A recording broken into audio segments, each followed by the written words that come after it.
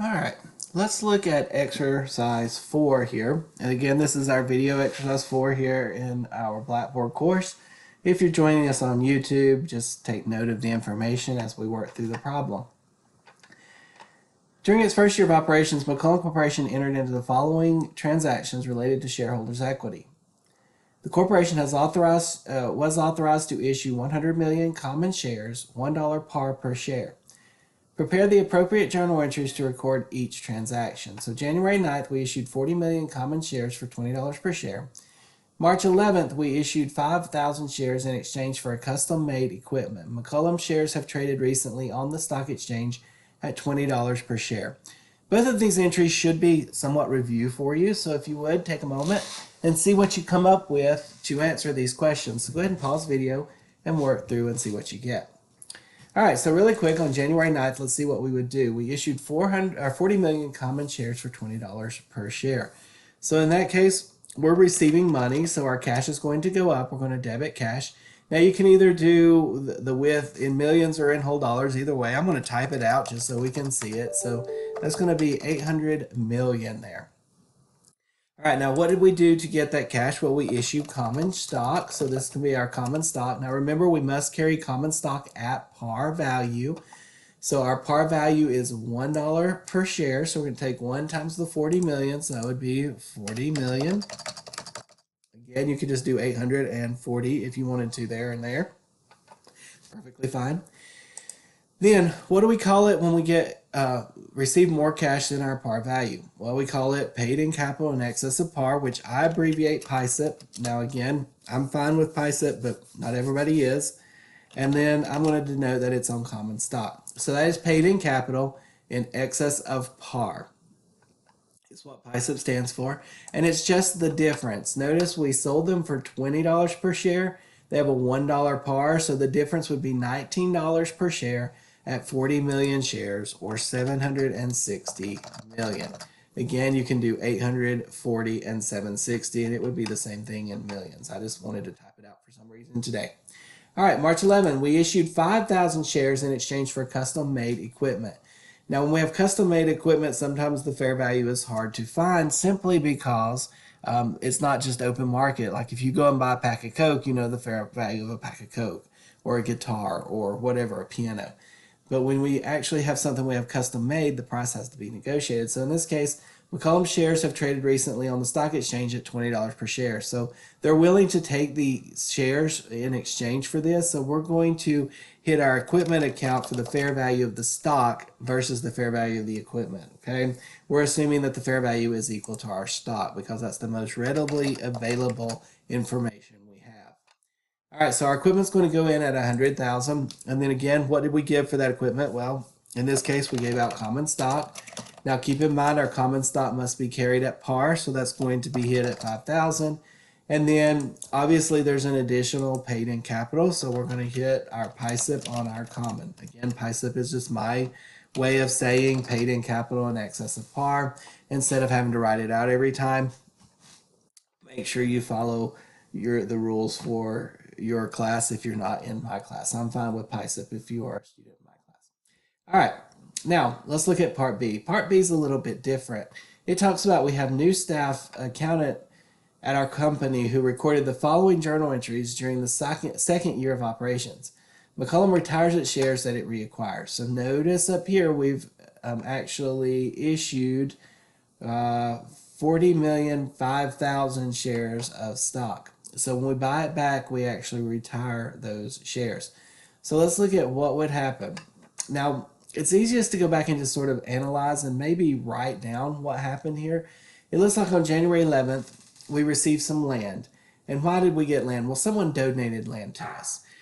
When this happens, we would not hit a paid in capital from land donation. If someone truly donates land, now if an owner gives land and we give them shares of stock, then possibly yes. But in this entry, that's not really what's happening. It's like just a third party, somebody not affiliated so much with the company possibly, is donating land to our company. So we would not take that as a donation of paid in capital.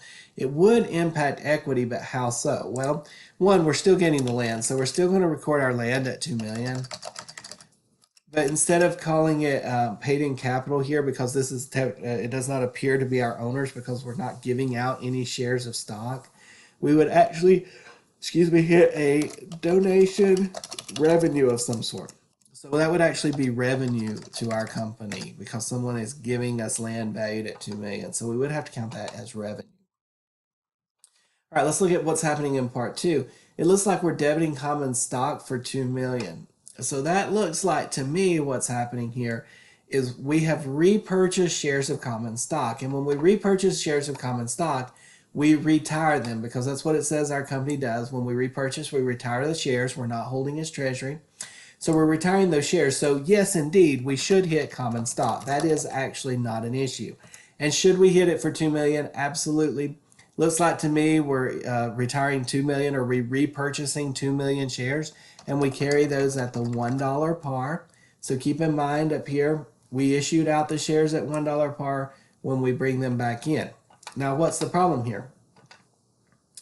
Well, should it go into retained earnings? Maybe, but not all of it. Because remember, when we initially issued our stock, we did have some PISIP accounts being hit there.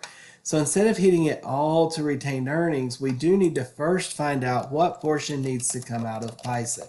And in order to do that, we need to find out how much did those shares initially contribute to our PISIP account. Well, we're buying back our 2 million shares here. So let's just scroll up here and take a moment and look and see. All right, so what have we got? Notice we put in 19 here. We already discovered that this was 19 per share, right? Let's go down here. How would we find this? Well, here we sort of plugged it in because it was the difference.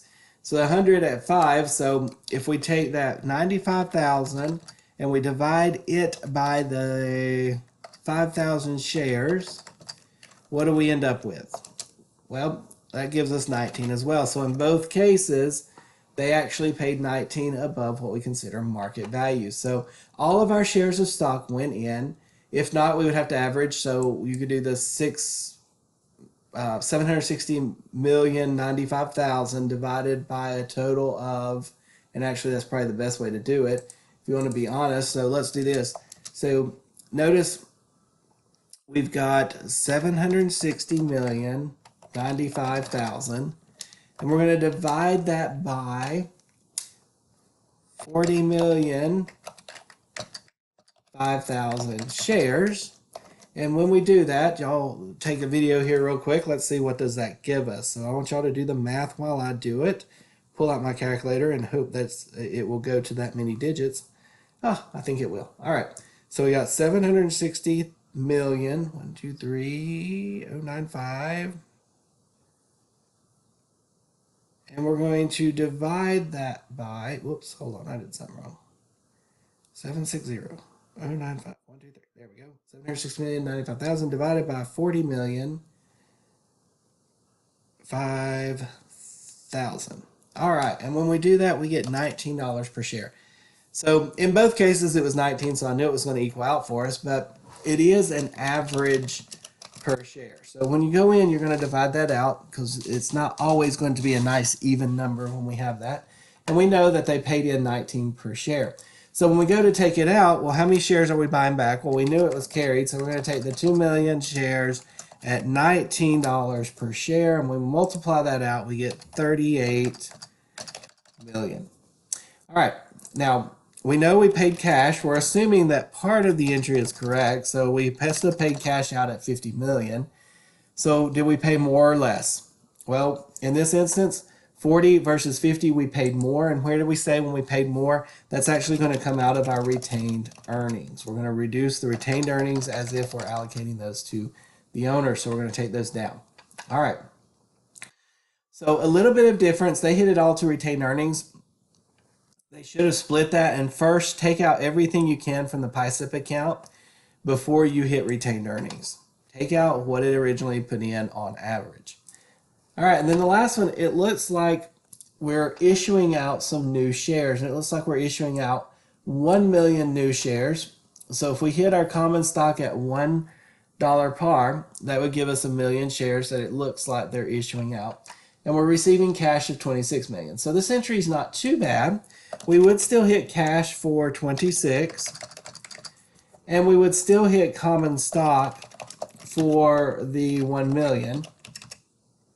So where did the accountant go wrong when they initially did it? Well, regardless, we retired the shares, so we don't know if we're issuing the same shares or some new shares. It doesn't really matter. We retired them, they become unissued, so we're issuing shares.